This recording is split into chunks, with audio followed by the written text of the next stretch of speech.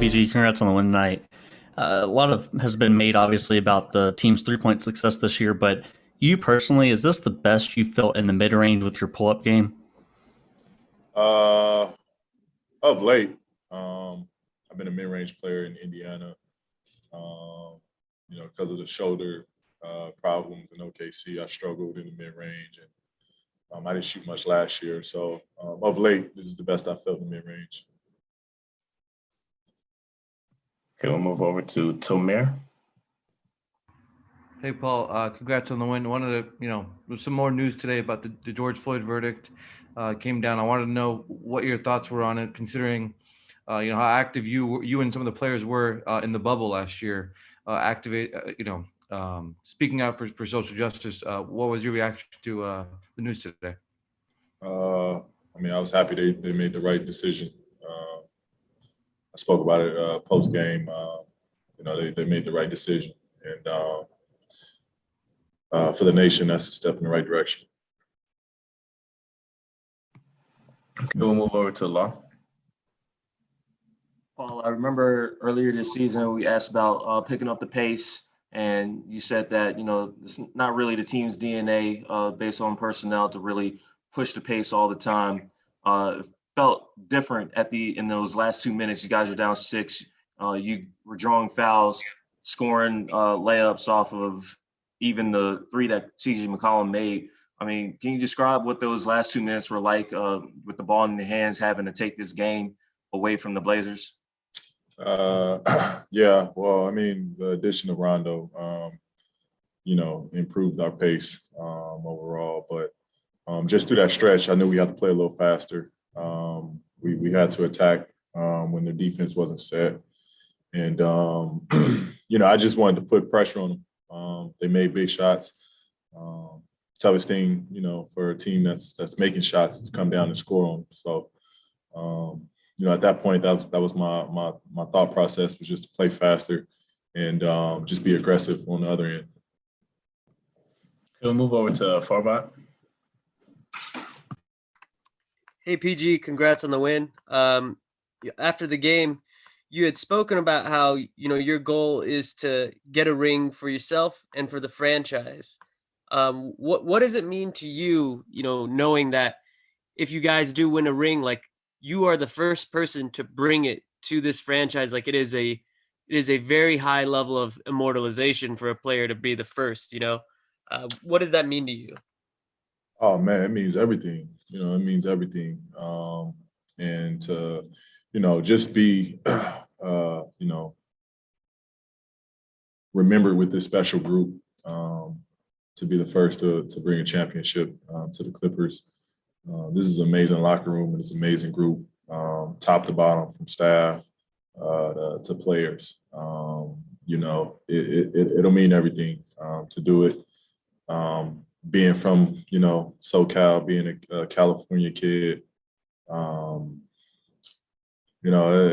be an emotional, moment, and a moment I'll, never forget, a moment I'll cherish. But, that's what drives me. That's honestly what's driving me and what's fueling me. We'll move over to Miriam. Hey, Paul.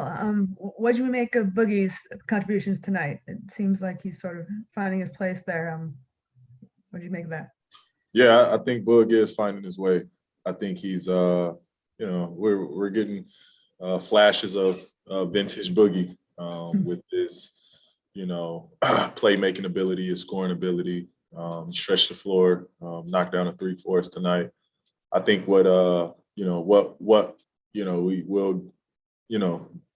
I think what will be most impressive about his game for us is he automatically draws double teams. You can't really guard him one-on-one because he has so many moves, and he's a scorer. He knows how to score on the block. So I think, he's instant offense for us, dump the ball down for him, and he's a playmaker at that point. He makes the right plays tonight, I thought. We had great looks, great shots off his passes, and then he took care of his matchup.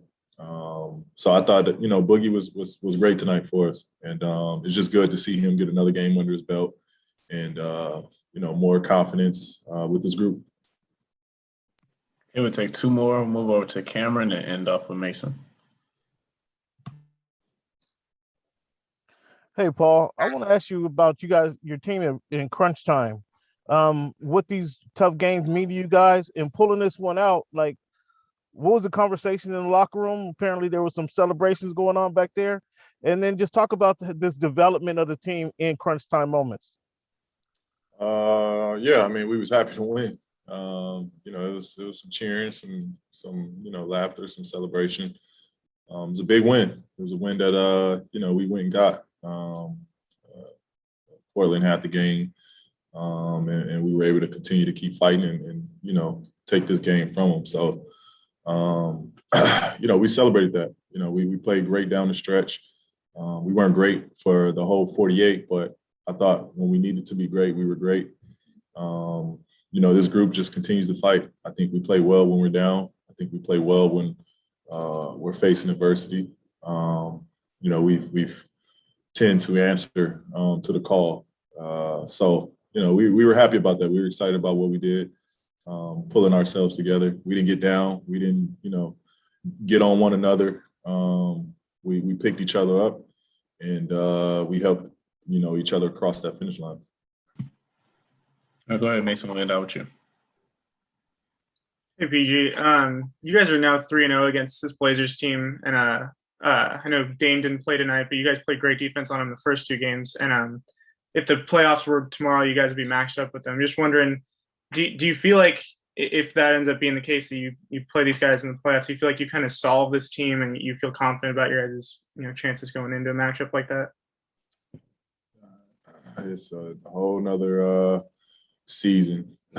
Second, playoffs is a whole nother season. You think you see something, and I'm pretty sure we're going to see a whole different team if we match up with them first round. So you can never be confident, that you've beat a team 3 times, because it's hard to beat a team 3 times. So we play them again, it's going to be even tougher.